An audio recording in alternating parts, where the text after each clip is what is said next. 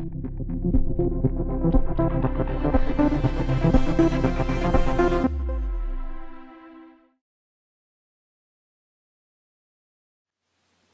and this is Chris Callett from musegrid.com.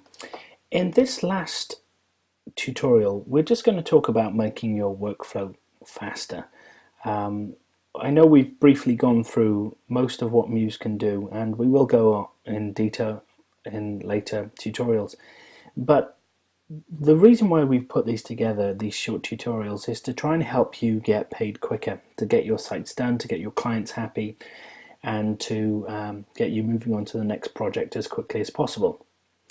So there is a step-by-step process that you can follow, and Muse does a very good job at laying that out for you with your plan views, your design view, and then your testing and publishing. So let's just cover what we could do if we're new to Muse or we're new to web design to make sure that we can get those sites out quickly and identify where the bottlenecks are. So building a new site, whether you're using a MuseGrid template or you're starting from scratch, a great place to start is to build a sitemap of the pages and sub-pages that you want to build. So even if you're just sketching them out on a pad, just draw boxes, page names, and identify what kind of content is going to be on there. And then when it comes to opening up Muse and working on your new site, you'll know what pages and what sub-pages, and that'll be the first part of the Muse process to plan. You might want to do this also for the sitemap of the mobile pages to make sure that you've identified which pages are going to be in mobile, which are the most important pieces of content that you want to feature in your mobile. And just because we've only put 3 pages in the mobile for the MuseGrid templates doesn't mean that's all you can have. You can add as many as you like. The next step is to obviously gather all of the text content that you can, and you could pop that into a Word document or maybe in a Google Drive document and separate it up into pages, so you've got all of your text content there ready, and you can just copy and paste it from the document and into your Muse site. Prepare your square, favicon and iPhone icons in a PNG format, and gather all of your photos, images, and a good idea as well is to have your color swatches ready. So if you're using a particular color scheme in a site, go into maybe Photoshop or Fireworks or even Cooler.com and from Adobe and build your color swatch list so that you've got them there and you can add them quickly to Muse. Once you have those prepared, the next thing is the actual process of building.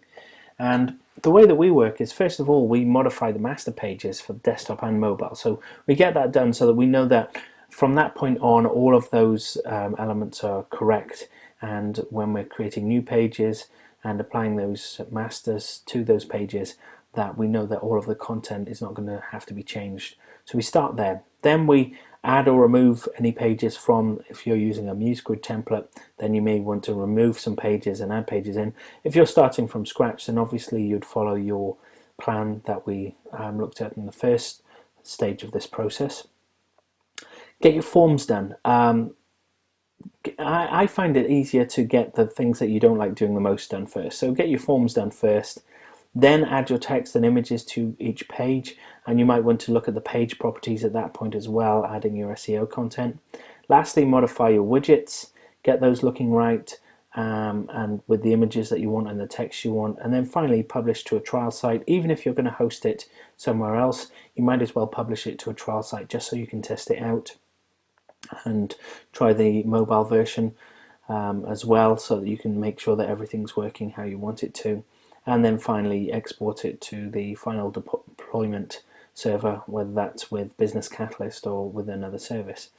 And that workflow process, if you follow that step by step, then you'll be able to get through sites very, very quickly. And with using MuseGrid templates, you should be able to build sites when you've got all of that ready in advance in maybe a day, half a day, and that's certainly a great way to getting paid quickly. So thanks for watching this. We're going to have more tutorials on this kind of process in the future, but this is just a brief overview, so thanks for watching.